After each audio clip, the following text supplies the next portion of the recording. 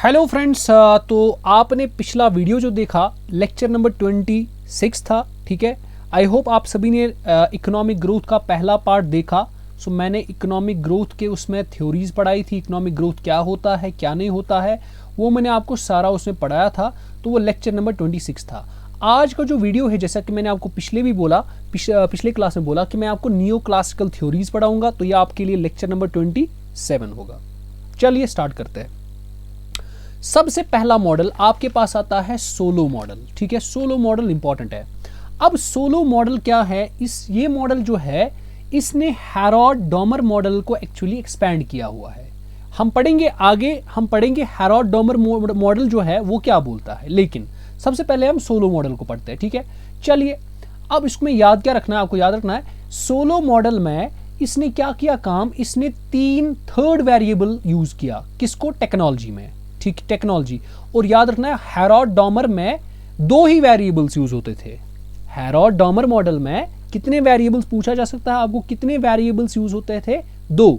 लेकिन इसने असल में इसी को एक्सपेंड किया, तो इसने क्या किया, इसने 3 वेरिएबल्स में लाए। मगर जो इसने तीसरा वेरिएबल लाया ना, इसने तो इसको यूज किया, मगर इसने इसको एक्सोजेनसली यूज किया। इसीलिए इसको बोलते हैं, सोलो मॉडल को एक्सोजेनस मॉडल बोलते हैं इसको। अब सर ये एक्सोजेनस क्या होता है? एक्सोजेनस वो होता है, इसने टेक्नोलॉजी तो यूज किया, मगर इसकी डिटर्मिनेशन टेक्नोलॉजी से क्या होगा क्या नहीं होगा, इसने वो इसके अंदर नहीं देखा, इस मॉडल के अंदर नहीं देखा। इसने ऑलरेडी वो बाहर से देखा हुआ था, फिर जाके इसने इसमें यूज किया। एक होता है एंडोजेनस। एंडोजेनस होता है किसी फैक्टर का यूज करना, किसी चीज का यूज करना। मिसाल आपने इस थ्योरी में इसको यूज किया, आप इसी से इसका इनपुट्स ले रहे हो, इसी से इसका आउटपुट्स ले रहे हो, यानी जो डिटर्मिनेशंस है, आप इस चीज से क्या होगा क्या नहीं होगा, ठीक है, कौन से इनपुट्स होंगे, मतलब कौन सा इनको को इस ये लेट सपोज आपके पास ये थ्योरी है, आपने कोई चीज इसमें यूज किया। अब जब आपने इसमें यूज किया ना, इसके इम्पैक्ट्स क्या रहेंगे इस थ्योरी में, ठीक है, इधर क्या इम्पैक्ट्स रहेंगे, तो आप वो इस थ्योरी के अंदर में देखते हो। जब इस थ्योरी में अप्लाई करते हो उसके बाद देखते हो, तो वो होता है एंडोजेनस। एक्सोजेनस होता है जहां पर आप क्या करते हो काम, वैल्यू जो होता है वो आप मॉडल के बाहर निकालते हो। ठीक है, और भी मत बताता हूं। एक्सोजेनस वो होता है, वो वेरिएबल होता है जो बाकी वेरिएबल्स को इफेक्ट नहीं करता है। जैसे मिसाल के तौर मैं आपको बताऊंगा, अगर ये हमारे पास टेक्नोलॉजी थर्ड वेरिएबल है, अगर जो ऑलरेडी एग्जिस्टिंग 2 वेरिएबल्स है, अगर ये वेरिएबल उनको इफेक्ट नहीं करता है, तो इसको बोलते हैं एक्सोजेनस मॉडल। अगर इसके आने से उन दोनों पर असर पड़ेगा, वो होगा एंडोजेनस मॉडल। ठीक है, ऐसे भी याद रख सकते हो। चलो, इसका नाम था दूसरा, मैंने आपको बोला क्योंकि इसमें एक्सोजेनस वेरिएबल यूज होता है, इसको बोलते हैं एक्सोजेनस ग्रोथ मॉडल भी। ठीक है, इसके बाद इस मॉडल में बताया गया कि भाई हम सिंगल कमोडिटी को प्रोड्यूस करेंगे। ठीक है, और याद रखना है इसमें ये पूछा जाता है, सोलो मॉडल में ये पूछा जाता है, अगर लेबर और कैपिटल को सेपरेटली यूज करेंगे तो बताओ क्या, कौन सा लॉ ऑपरेट होगा? आपको बताना है, डिमिनिशिंग रिटर्न्स टू स्केल हो जाता है। अगर लेबर और कैपिटल, के मींस कैपिटल, को इकट्ठे यूज करेंगे तो आपके पास constant returns to scale result होता है। ठीक है, चलिए आगे। अब बताता है, ये जो सोलो मॉडल होता है बेटा, इसमें प्राइजेस और वेजेस जो होते हैं फ्लेक्सिबल होते हैं, यानी आप प्राइजेस को, वेजेस को इंक्रीज या डिक्रीज कर सकते हो। और ये भी इसमें बोला गया कि भाई जो लेबर और कैपिटल है ना, ये परफेक्ट सब्स्टिट्यूट्स होते हैं। ठीक है, हालांकि ये सही नहीं है, तो आप देखोगे आगे आगे क्या होता है। और ये भी बोला गया, इसने बताया सोलो मॉडल ने, लेबर सप्लाई कर्व जो होता है ना, वो वर्टिकल लाइन होती है। ठीक है, पूछा जाता है कभी, ये डायरेक्ट पूछा जाता है। ठीक है, अब इसने क्या बोला, इसने एक ग्रोथ की इक्वेशन दी। इसने बताया ग्रोथ की इक्वेशन, उसको बोलते हैं fundamental equation of Solow model. और आपको याद रखना है, वो होती है बराबर आर डैश मतलब ग्रोथ, कितनी ग्रोथ होती है, that's equal to S into F, S F R in 1 minus N R. इसको आप ऐसे ही याद रख लो। अगर एग्जाम में, मैंने देखा एग्जाम में जो जे से था, उसमें आपको पूछा गया है डोमर मॉडल की क्या इक्वेशन है, तो अगर आप इन चीज़ों को ऐसे याद रखोगे ना, तो हो सकता है ये एग्जाम में, लेकिन मैं बताऊंगा कि ज़्यादा फोकस आप डोमर मॉडल पे करो। ठीक है, डोमर में ज़्यादा आप करो फोकस। ठीक है, ये याद रखने की ज़रूरत नहीं है। चलिए हम आगे आते हैं, थ्योरी पे आते हैं ज़्यादा। वेरिएबल इसमें जो होता है ना, इसको क्या बोलते हैं, सोलो मॉडल। सोलो मॉडल में आपका जो आउटपुट कैपिटल आउटपुट रेशियो है, ठीक है, यानी कैपिटल बाय आउटपुट रेशियो, ये वेरिएबल रहता है, ये कांस्टेंट नहीं रहता है, ठीक है। आपके पास कितने कैपिटल से कितना आउटपुट जनरेट हो गया, अगर आप इन दोनों में रेशियो करोगे, वो हमेशा वेरिएबल रहता है, ठीक है। पूछा जाएगा सोलो मॉडल में जो आपके पास आउटपुट कैपिटल रेशियो होता है या कैपिटल आउटपुट रेशियो होता है, क्या ये वेरिएबल होता है, कांस्टेंट होता है, या इंक्रीज होता है या डिक्रीज होता है, आपको बताना ये वेरिएबल होता है। चलिए, इसमें बोला गया कि भाई ये जो सेविंग है ये कांस्टेंट फंक्शन ऑफ इनकम है, ठीक है, ये कांस्टेंट है, ठीक है। उसके बाद according to Solow growth rate doesn't depend on saving, ठीक है।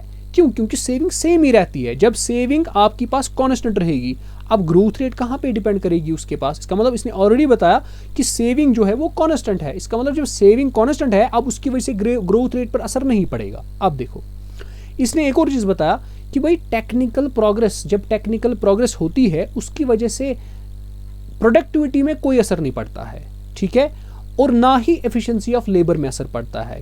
क्यों? बिकॉज सोलो क्या इज्यूम करता था? वो इज्यूम करता था फुल एम्प्लॉयमेंट। वो बोलता था कि भाई यहाँ पे फुल एम्प्लॉयमेंट है। जब एम्प्लॉयमेंट फुल है तो इसका मतलब ना ही प्रोडक्टिविटी पे असर पड़ेगा, ना ही एफिशिएंसी ऑफ लेबर पे असर पड़ेगा। अब यहाँ पे आपको एक और चीज़ याद रखना है, सोलो ने जो दो, मैंने आपको बोला ना, इसने दो वेरिएबल्स यूज़ किए थे, ठीक है, इसने दो एक्सोजेनस वेरिएबल्स यूज़ किए थे। कौन कौन सा? एक को बोलते हैं रेट ऑफ पॉपुलेशन ग्रोथ, एक को बोलते हैं रेट ऑफ टेक्निकल प्रोग्रेस। ये तो मैंने ऑलरेडी आपको पढ़ा है, टेक्निकल प्रोग्रेस। तो इसके पास दो एक्सोजेनस वेरिएबल्स थे और एक एंडोजेनस वेरिएबल था। एक था रेट ऑफ पॉपुलेशन ग्रोथ और दूसरा था रेट ऑफ टेक्निकल प्रोग्रेस। चलिए, अब ये आ जाता है हमारे पास एंडोजेनस ग्रोथ मॉडल। मैंने आपको ऑलरेडी समझाया हुआ है एंडोजेनस मॉडल कौन सा मॉडल होता है। चलिए पढ़ते थे। It means investment in human capital. आप क्या करते हैं इस मॉडल में? ये बोलता है अगर आपको इंक्रीज करनी है आपकी ग्रोथ, आपको वो कैसे हो जाएगी? आप इन्वेस्टमेंट कीजिए कैपिटल को, आप इनोवेशंस पे इन्वेस्ट कीजिए, नॉलेज पे इन्वेस्ट कीजिए। ये सारी चीज़ें क्या करती है? कंट्रीब्यूट करती है आपकी इकोनॉमी को ग्रो करने में, ठीक है। तो इसने क्या बोला आप देखिए, इसके पहले हमने जो पढ़ा उसमें क्या बोला गया था? अगर लेबर और बेटा कैपिटल को आप एक साथ यूज करोगे तब कौन सा रिटर्न टू स्केल होता था? याद है, सोलो मॉडल अभी पढ़ाया बेटा। सोलो मॉडल में जब उसने बोला था अगर लेबर और कैपिटल को एक साथ यूज करोगे तब होता है डिमिनिशिंग रिटर्न्स, और जब अलग अलग करोगे,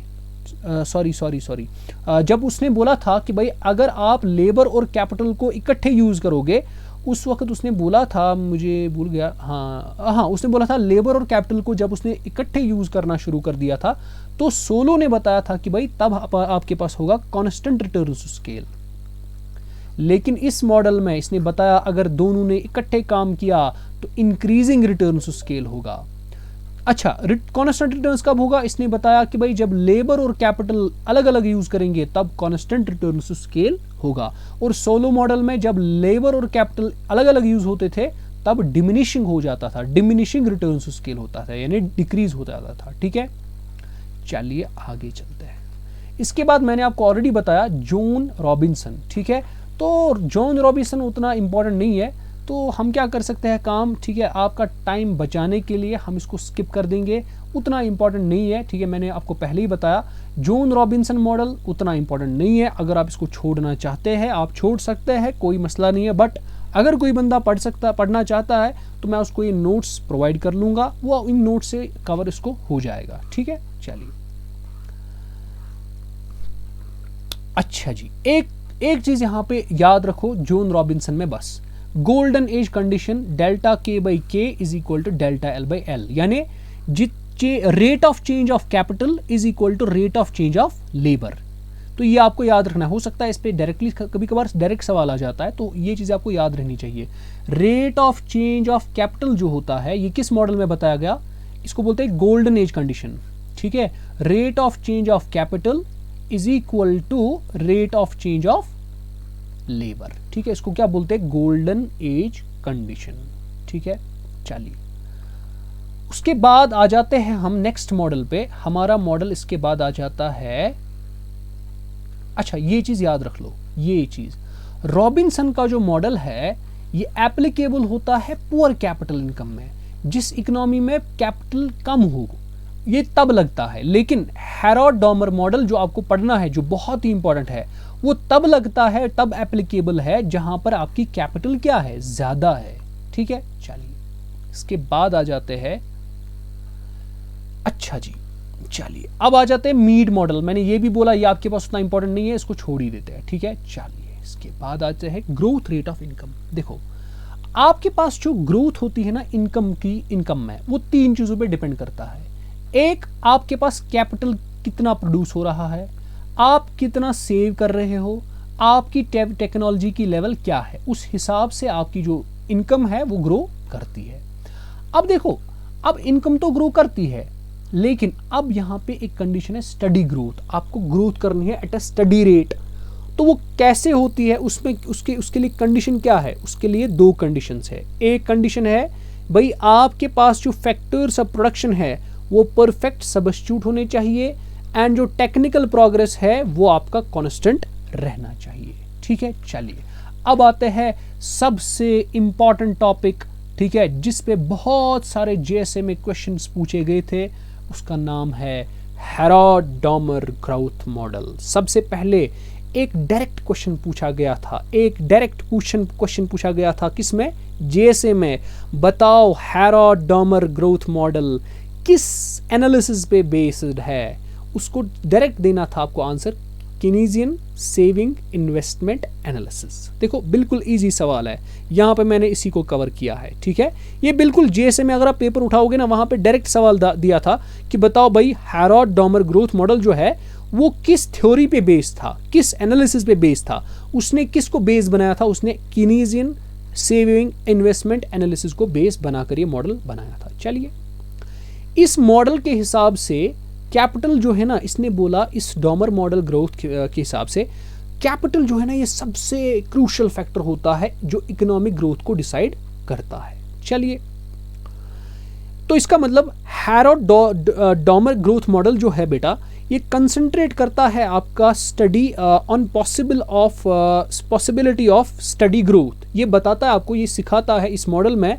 कि भाई अगर आपको स्टडी ऑफ ग्रोथ लाना है वो कैसे हो सकता है। इसने बोला कि भाई ये एडजस्टमेंट, जब आप सप्लाई और डिमांड ऑफ कैपिटल को, जितनी आपको कैपिटल लगानी है, ठीक है, जितना आपको सप्लाई करना है और जितना डिमांड है, ठीक है, एक तो होता है जितना लगानी है और जितना सप्लाई आप करोगे, उसको एडजस्टमेंट करके आप अपनी ग्रोथ को स्टडी बना सकते हो। ठीक है, अब देखते हैं इसकी कुछ एजम्पशंस है, फिर हम हैरोल्ड मॉडल को अलग पढ़ेंगे, डॉमर मॉडल को अलग पढ़ेंगे।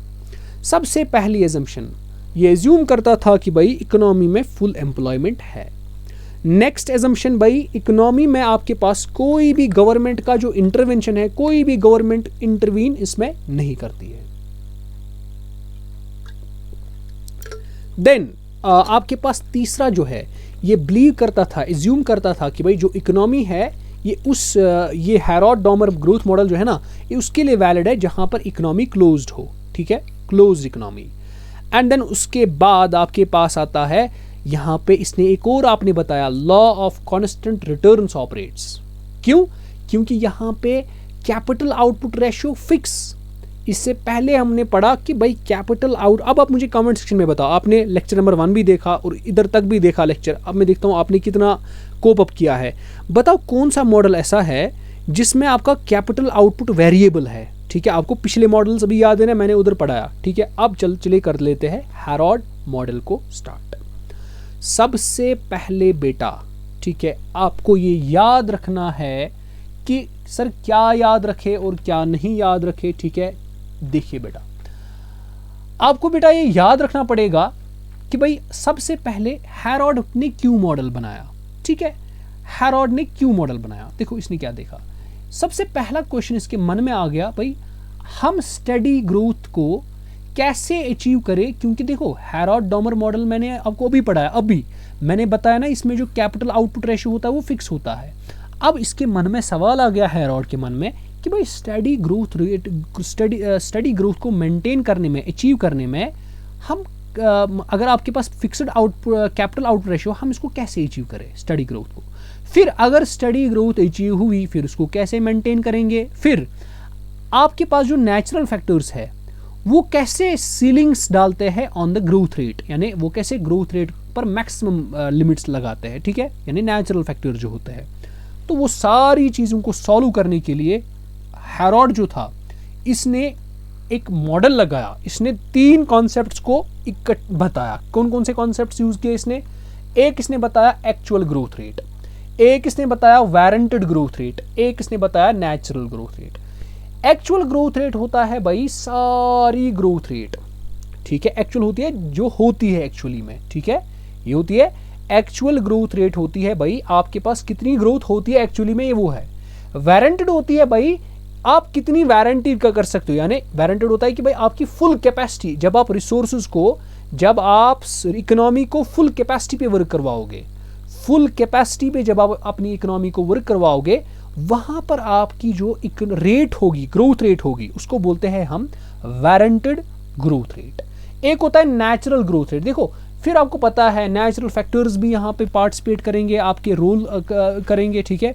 तो उसकी वजह से नेचुरल फैक्टर्स, मिसाल आपके पास हो सकते हैं बहुत सारी चीज़ें, मिसाल जितने भी नेचुरल, वो क्या करते हैं, वो इफेक्ट करते हैं ग्रोथ रेट को। फिर उन नेचुरल फैक्टर्स को भी कंसिडर करके जो ग्रोथ रेट आएगी उसको बोलते हैं नेचुरल ग्रोथ रेट। अब आता है सबसे पहला जो है हमारे पास एक्चुअल ग्रोथ रेट। देखिए ये जो हमारे पास एक्चुअल ग्रोथ रेट है इसको कैसे निकाला जाता है, इसमें हम देखते हैं कि भाई हमारे पास रेट ऑफ सेविंग्स और इन्वेस्टमेंट्स क्या है इकोनॉमी में, ठीक है, उसी के हिसाब से हम निकालते हैं ग्रोथ रेट, ठीक है। सेविंग्स किस हिसाब से है और हम इन्वेस्टमेंट्स कितनी कर रहे हैं, ठीक है, हमारे पास सेविंग्स कितनी है, फिर उन सेविंग्स से आप इन्वेस्टमेंट कितनी कर रहे हो वो डिफाइन करता है आपका, उससे पता चलता है आपकी इकोनॉमी में क्या रेट है, ठीक है, वो आपका क्या बन जाता है, एक्चुअल इकोनॉमिक ग्रोथ रेट, ठीक है। अब देखो यहाँ पे क्या किया गया था काम, मैं आपको बताता हूँ एक क्वेश्चन, ठीक है, जो जेएसए में पूछा गया था। चलो पहले मैं इक्वेशन आपको पढ़ाता हूँ। इसकी जो इक्वेशन है ग्रोथ, एक्चुअल ग्रोथ रेट की, वो बताता है जी जो है बेटा, ठीक है, आप ये मत याद रखो, ठीक है, ये इक्वेशन मत आप याद रखो, आप एक दूसरी इक्वेशन में आपको बताता हूँ। जी, इसकी जो फर्स्ट इक्वेशन है वो बताता है जी जो है, जी मतलब actual growth rate, it is equal to S by V, ठीक है, it is equal to S by V. इसको बोलते हैं, एस को बोलते हैं सेविंग रेट और वी को बोला जाता है capital output ratio, capital by output, ठीक। कैपिटल आउटपुट रेशियो क्या है, एस होता है सेविंग। जैसे में डायरेक्ट पूछा गया था बताओ हेरोड की फर्स्ट इक्वेशन क्या है, तो डायरेक्ट इसका आंसर ये देना था आपको, ठीक है। तो यहां पे जेएसए से जो पूछा गया क्वेश्चन था बिल्कुल हेरोड की पहली इक्वेशन यानी फर्स्ट इक्वेशन से क्वेश्चन पूछा गया था। तो अगर आपसे कोई पूछेगा what is the equation of Harrod's first equation, तो आपको बताना है G is equal to S by V, where S is saving and V is capital by output ratio. और वहां पे पता है कौन सा ऑप्शन दिया गया था, S is equal to GV। तो आपको पता है यहाँ पे अगर हम V को यहाँ मल्टीप्लाई करेंगे तो S आएगा GV के बराबर, ठीक है। चल लिया आगे। नेक्स्ट क्वेश्चन यहां से मैं बना सकता हूं बेटा, ठीक है, अच्छे से सुन लेना, जो मैं क्वेश्चन बता रहा हूं ये जेएसए में पूछे गए थे, ठीक है, मैं ऐसे नहीं बता रहा हूं, ठीक है, हवा में आपको मैं बताऊंगा नहीं, ऐसी बात नहीं है। वहां पे बताया था एक और सवाल बताया था उन्होंने, बताओ देखो कितना आसान था, बताया था उधर दिया था क्वेश्चन ऐसे, according to the Domar growth. देखो मैंने आपको पढ़ाया ना ये वाला स्टेटमेंट, देखो इसी में से डोमर का पहला ही स्टेटमेंट था, डोमर का पहला ही स्टेटमेंट। अब देखो उन्होंने बोला था according to Domar's growth, according to Domer's growth, the dash, the rate of investment, the dash, the rate of growth of income। बताओ, देखो ये इधर ही बताता है, मैंने आपको भी पढ़ाया। एक्चुअल ग्रोथ में क्या बताता है भाई, जितनी रेट ऑफ सेविंग्स आप ज्यादा करोगे आपकी ग्रोथ ज्यादा बढ़ेगी, जितनी इन्वेस्टमेंट्स आप ज्यादा करोगे आपकी ग्रोथ रेट बढ़ेगी, इंक्रीज होगी। That means according to Domar's growth model, greater the rate of investment, जितनी ज्यादा इन्वेस्टमेंट करोगे greater the rate of growth of income. तो इसका मतलब ग्रेटर दोनों में देना था। ये पूछा गया था, खुद से नहीं बना रहा हूं, ये जेएसए में पूछा गया था, ठीक है। तो चलते हैं आगे, एक और क्वेश्चन सुनोगे तो सुनो, मैं बता देता हूं, तो मुझे लगता है वो लास्ट में बताऊंगा क्योंकि उसमें डोमर का भी पूछा गया था, ठीक है। चलिए आगे चलते हैं हम अगले चीज पे। अब देखो यहाँ पे एक पॉइंट आता है डायनामिक इक्विलिब्रियम कंडीशन। देखो इक्विलिब्रियम कब आएगा, तो डोमर हैरोल्ड ने बोला जब आप जितनी आपके पास इन्वेस्टमेंट है और जितनी आपके पास सेविंग है, अगर आप सारी सेविंग लगाओगे इन्वेस्टमेंट में, वो आपका बनेगा डायनामिक इक्विलिब्रियम कंडीशन। ठीक है, उसके बाद आते हैं नेक्स्ट, इसने जो थ्योरी बताया था वारंटेड ग्रोथ रेट, मैंने आपको ऑलरेडी पढ़ाया, जब आपकी इकोनॉमी वर्क करेगी फुल कैपेसिटी पे। ठीक है, इसको दूसरा नाम बोलते हैं फुल कैपेसिटी ग्रोथ रेट भी। ठीक है, इसको डिनोट करते हैं GW से, W मतलब वारंटेड। ठीक है, और याद रखना है जब इक्विलिब्रियम आता है GW का, रिसोर्सेज फुल यूटिलाइज होते हैं। ठीक है, अब वहां पे पूछा जाएगा लेट अस सपोज बताओ warranted growth rate equilibrium condition क्या है, तो आपको बताना है GW is equal to CR, GW into CR is equal to S। Sir ये GW समझ आ गया, CR और S क्या होता है? देखो CR आपको याद रखना है, CR का मतलब होता है कैपिटल आउटपुट, सॉरी CR का होता है, हाँ CR मतलब बताता है आपके पास कितना आउटपुट चाहिए, required capital. CR means required capital, आपको कैपिटल जरूरत कितना है इकोनॉमी में, उसको बोलते हैं CR। S क्या होता है? S होता है सेविंग इनकम रेशियो। सेविंग और इनकम में क्या रेशियो है उसको बोलते हैं S। तो warranted growth rate equilibrium condition कौन सी है? GW into CR is equal to S। चलिए आगे चलते हैं। अकॉर्डिंग टू, देखिए इस लेक्चर्स में मैं मैथमेटिकल बैकग्राउंड पे नहीं आता हूँ कि कैसे आ गया फिर वो कैसे बन गया, क्योंकि हमें वो यहाँ पे कुछ नहीं देखना है, वरना ये बन जाएगा बहुत ऊंचे लेवल का इकोनॉमिक्स बन जाएगा। ठीक है, हमें उसके साथ कुछ नहीं करना, बस हमें एग्जाम को क्रैक करना है, जो चीज़ें पूछे जाती है हमें वो याद रखनी है। अब देखो ये इंपॉर्टेंट है और इस पे भी JSA में पूछा गया था, बताओ हैरोल्ड मॉडल के हिसाब से एक इकोनॉमी कब अचीव करती है स्टडी ग्रोथ। ठीक है, एक इकोनॉमी कब करती है अचीव स्टडी ग्रोथ, तो आपको बताना है जब आपके पास एक्चुअल ग्रोथ रेट और इसको क्या बोलते हैं वारंटेड ग्रोथ रेट दोनों के दोनों बराबर हो, और जब ये दोनों बराबर हो तब आपके पास जो टोटल कैपिटल हो और जो रिक्वायर्ड कैपिटल हो वो दोनों क्या होंगे बराबर, क्योंकि जितना आपके पास टोटल कैपिटल होगा ना, देखो आपके पास पता है गारंटेड वारंटेड ग्रोथ रेट कब आता है, जब आपके पास सारी जितना कैपिटल है ना वो आप यूटिलाइज करोगे। इसका मतलब सारा का सारा जब कैपिटल यूटिलाइज हो जाएगा, इसका मतलब टोटल कैपिटल और रिक्वायर्ड कैपिटल इक्वल हो जाएगा। चलिए इसके बाद आते हैं इनस्टेबिलिटी ऑफ ग्रोथ। देखो ये तो आती है इक्विलिब्रियम की कंडीशन, यानी जब आपके पास ग्रोथ स्टडी आ जाएगी G is equal to GW, मगर इनस्टेबिलिटी कब आ जाती है? इनस्टेबिलिटी आ जाती है अगर इनमें से ये लेस देन हुआ या ग्रेटर देन हुआ। अब देखते हैं अगर ग्रेटर देन हुआ क्या होगा, अगर लेस देन होगा क्या होगा। देखो अगर G बेटा GW से ग्रेटर देन हुआ उस वक्त क्या होगा। देखो आपको पता है G क्या होता है, G होता है आपके पास एक्चुअल ग्रोथ रेट, GW क्या होता है वारंटेड ग्रोथ रेट। ठीक है, अगर आपके पास जितना आपने वारंट किया था, यानी जितना आप बता रहे हो कि भाई मैं इतना वारंट करूंगा आपको, ठीक है इतनी ग्रोथ तो दूंगा, लेकिन आप एक्चुअली में उससे ज्यादा ग्रोथ करा रहे हो रेट को, इसका मतलब क्या होता है? इसका मतलब डिमांड ज्यादा बढ़ेगी, डिमांड आउटपुट से ज्यादा बढ़ेगी। ये आपका डिमांड साइड है, ये आउटपुट साइड है, तो डिमांड आपका ज्यादा बढ़ेगा। जब आपके पास डिमांड ज्यादा बढ़ेगा ना, तो इसका मतलब यहाँ पे कौन सी कंडीशन आएगी? इन्फ्लेशन कंडीशन आएगी। दूसरा होता है G is less than GW, जितना आपने वारंट किया था कि भाई मैं इतना आपको आउटपुट बनाऊंगा, लेकिन आपने क्या किया, आपने एक्चुअली में उससे कम बनाया, तो इसका मतलब इससे कौन सी कंडीशन आएगी? डिफ्लेशन की कंडीशन आएगी। ठीक है, चलते हैं हम आगे आपके पास आ जाएगा तीसरी ग्रोथ रेट, जिसको बोलते हैं हम natural growth rate. Natural growth rate को GN से डिटरमाइन करते हैं हम। ठीक है, नेचुरल में क्या होता है, हम नेचुरल कंडीशंस को, नेचुरल फैक्टर्स को भी हम अंडर कंसिडरेशन लेते हैं, जैसे labour force, natural resource, capital equipment, technical knowledge, तो ये सारे फैक्टर्स इन्फ्लुएंस तो करेंगे आपकी ग्रोथ रेट में, तो यहाँ पर उसका भी ख्याल रखा जाता है। तो नेचुरल ग्रोथ रेट को दूसरा नाम कहते हैं welfare optimum and full employment rate. और इसमें क्या होता है, ये जो GN होता है ना, it creates a limit beyond which expansion of output is not possible.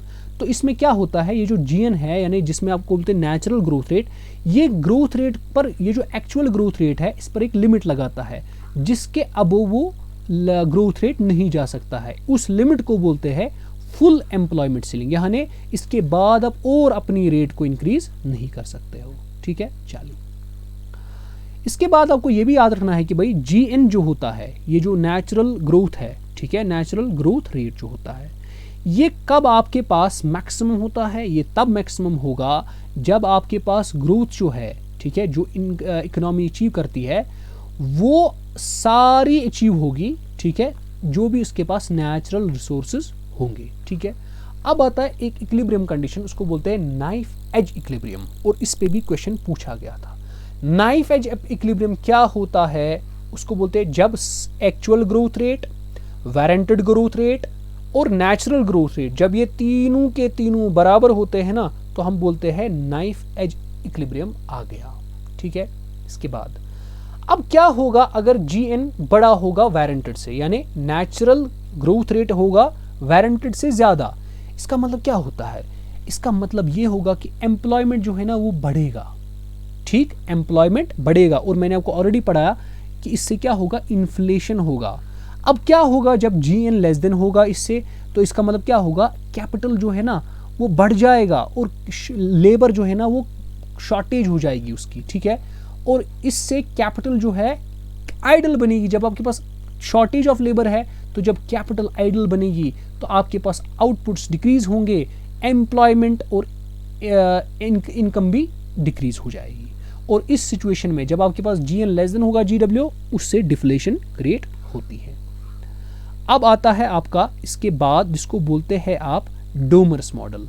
Domar model 1946 में दिया गया। अब इसने दो चीज़ों पे डिस्कस किया। इसने क्या, सबसे पहला, इन्वेस्टमेंट जनरेट्स इनकम, इन्वेस्टमेंट से ही इनकम आती है। तो ये किसका कॉन्सेप्ट था? कीनीज का। Investment increases productive capacity, investment जितना करोगे उससे इंक्रीज क्या होती है? Productive capacity. अब ये पूछा गया था, डायरेक्ट क्वेश्चन पूछा गया था, बताओ इक्वेशन ऑफ डोमर मॉडल क्या है फॉर सप्लाई साइड। तो आपको बताना है YS is equal to sigma K. ये डायरेक्ट पूछा गया था, बताओ इक्वेशन क्या है सप्लाई साइड ऑफ डोमर। और दूसरे शिफ्ट में पूछा गया था, बताओ इक्वेशन क्या है डिमांड साइड ऑफ डोमर। वो है YD is equal to YD is equal to I by alpha. तो डायरेक्ट क्वेश्चंस पूछे गए थे, इक्वेशंस बताओ उसकी क्या है, इसकी क्या है, ठीक है। तो चलिए देख लेते हैं, ये YS क्या है, सिग्मा क्या है, K क्या है, ये मैंने यहाँ पे लिखा हुआ है। YS होता है supply at full employment, sigma होता है प्रोडक्टिविटी ऑफ कैपिटल या नेट इन्वेस्टमेंट कहो, और K आपके पास होता है रियल कैपिटल। और डिमांड साइड की इक्वेशन क्या होती है? YD is equal to I by alpha. I क्या होता है? I होता आपके पास net investment which results in income of real capital, and YD level of effective demand. अब देखो, जब इक्विलिब्रियम होता है ना, इक्विलिब्रियम कंडीशन, तब ये जो आपके पास YD होता है यानी डिमांड साइड जो होता है इसको क्या बोलते हैं? Level of effective demand eight full employment and level of supply at full employment, ये दोनों बराबर होते हैं। और ये भी एक पेपर में पूछा गया था, बताओ इक्विलिब्रियम कब होता है, ठीक है। डोमर मॉडल के हिसाब से इक्विलिब्रियम होता है किस, उसकी कंडीशन क्या है? I by alpha should be equal to sigma times K। इसका मतलब I should be equal to alpha sigma K, ठीक है। अब यहाँ पे कुछ इंडिसीज है जिससे आपको पता लगता है कि हमारी इकोनॉमिक ग्रोथ कहाँ पर पहुंची है, ठीक है। अगर आपको पता लगाना है हमारी इकोनॉमिक ग्रोथ कहाँ है, उसके लिए कुछ इंडिसीज आते हैं, कुछ पैरामीटर, कुछ चीज़ें आती है, ठीक है। तो वो चीज़ें कैलकुलेट करने से आपको पता लगता है हमारी इकोनॉमिक ग्रोथ कहाँ पहुंची, ठीक है। सबसे पहला physical quality of life index, इसको बोलते हैं PQLI। ये क्या काम करता है? ये आपकी क्वालिटी जो आपकी लाइफ की क्वालिटी है उसको मेजर करता है, ठीक है। ये इसका वैल्यू कैसे निकालते हैं? इसका वैल्यू हम तीन चीज़ों के एवरेज से निकालते हैं। किसी से? Basic literacy rate, infant mortality rate और लाइफ एक्सपेक्टेंसी एट एज 1। जब आप इनका एवरेज निकालोगे तो उससे आपको क्या निकलेगा? Physical quality of life index. और याद रखना है as of 2021 mid year India जो है इसमें 103rd पर है, इट रैंक्स एट 103। उसके बाद एक और इंडेक्स होता है, उसको बोलते हैं परचेजिंग पावर पैरिटी, PPP। ये क्या काम करता है? ये दिखाता है भाई आपकी जो करेंसी है वो बाकियों के करेंसी के हिसाब से आपकी करेंसी में कितना परचेजिंग पावर है। और हमेशा इसमें क्या किया जाता है? कंपैरिजन किया जाता है आपकी परचेजिंग पावर करेंसी का और बाकी करेंसीज के साथ, और यूजुअली US डॉलर के साथ ही किया जाता है। इसके बाद आ जाता है सबसे इंपॉर्टेंट, उसको बोलते हैं ह्यूमन डेवलपमेंट इंडेक्स। अब ये जो ह्यूमन डेवलपमेंट इंडेक्स है इसको पब्लिश किया गया UNDP इसको United Nation Development Programme publish करता है, कब से, सिंस 1990 से, ठीक है। और ये जो इंडेक्स दिया था ना, ह्यूमन डेवलपमेंट इंडेक्स, ये इंडिया के एक इकोनॉमिस्ट और जो पाकिस्तान का एक इकोनॉमिस्ट उन्होंने दिया था। पाकिस्तान साइड से उसका नाम था महबूबुल हक और इंडिया साइड से अमर्त्या सेन था, ठीक है। चलिए अब यहाँ पे ये जो आपके पास ह्यूमन डेवलपमेंट इंडेक्स है, इसको किन चीज़ों से निकाला जाता है। सबसे पहला लॉन्गेविटी, लॉन्गेविटी कैसे निकालते हैं, लाइफ एक्सपेक्टेंसी एट बर्थ। उसके बाद एजुकेशनल अटेनमेंट देखा जाता है। उसके बाद स्टैंडर्ड ऑफ लिविंग, लोग कैसे रह रहे हैं, उसको कैसे मेजर करते हैं, रियल GDP पर कैपिटा से मेजर करते हैं। चलो अब आपको अगर पूछा जाएगा, बताओ बेटा करंट रैंकिंग इंडिया की क्या है, करंट रैंकिंग इंडिया की क्या है, आपको बताना है 131, ठीक है। तो ये आपके पास कुछ मॉडल्स थे जो मैंने आपको पढ़ाए, यानी इकोनॉमिक ग्रोथ मैंने आपको सारा का सारा कंप्लीट करवाया, ठीक है। आई होप आपने लेक्चर्स को अच्छे से देखा होगा एंड यहाँ तक आपका जो आपको इसको क्या बोलते हैं इकोनॉमिक ग्रोथ है, ये 2 लेक्चर्स में कंप्लीट हो गया, ठीक है। तो अब आपका लगभग 90% का जो सिलेबस है इकोनॉमिक्स का बिल्कुल कंप्लीट हुआ, ठीक है। अगर आपको इसकी PDF चाहिए तो मैं आपको वो आप मुझे नीचे कमेंट सेक्शन में बताओ, ठीक है, फिर मैं आपको वो टेलीग्राम में भेजता हूँ, ठीक है। कमेंट सेक्शन में ज़रूर बताओ अगर आपको इसकी PDF चाहिए, ठीक है। ओके, अगर आपने वीडियो को लाइक नहीं किया, शेयर नहीं किया, तो वो आप कीजिए, ठीक है, वो आपका काम है, ठीक है। आप मुझे सपोर्ट कीजिए, ठीक है, आप इसको शेयर कीजिए। तो इंशाल्लाह हम मिलते हैं अगले किसी वीडियो में, देखेंगे कोई वीडियो होगा इंशाल्लाह। तो इंशाल्लाह अभी के लिए हम वीडियो को स्टॉप करते हैं। आई होप आपने वीडियो एंजॉय किया होगा, तो I wish you all the luck, ठीक है। तो चलिए हम मिलते हैं अगली वीडियो में, तब तक के लिए अल्लाह हाफिज़।